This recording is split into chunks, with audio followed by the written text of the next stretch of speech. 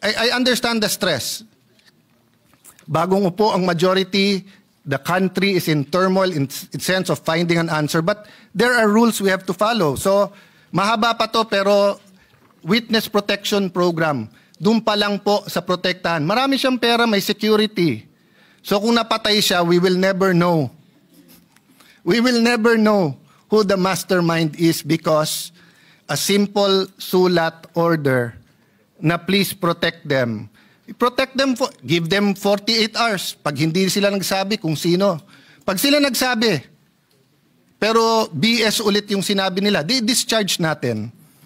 Number 3, hindi po kami ang nag-request ng meron pong taga Office of Sergeant at Arms.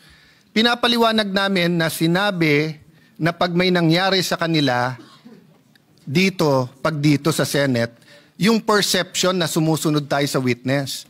Ang majority ang sumagot ng may legal at may actual or physical custody, pero parating under OSAA yan at yung OSAA masusunod. Hinahanap ko yung transcript kung...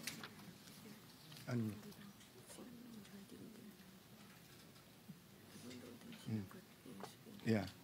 Okay, anyway, hinahanap ko kung nabanggit na meron taga-OSAA doon. Pero nabanggit ko, I know, wag na tayo mag-ubos ng oras to look at the TSN. Ang concern namin, sinong magko-coach o kakausap sa kanya doon. Don't worry, mahigpit ang rules, di ba? Tapos nandun ang OSAA, wala nga yung OSAA doon eh. So yun ang point namin. Hindi po namin krinikriticize ang OSAA, hindi namin nahanap. Pero napakabigat ng ano na to, ng mga allegations dito eh. So yung integrity ng witnesses, napaka-importante. Opinion, I agree with you, Mr. Senate President. Dapat hindi dapat hindi tinatamaan. Nabanggit nyo, devious, ibig sabihin, makademonyo, yung plot na magkakaroon ng bagong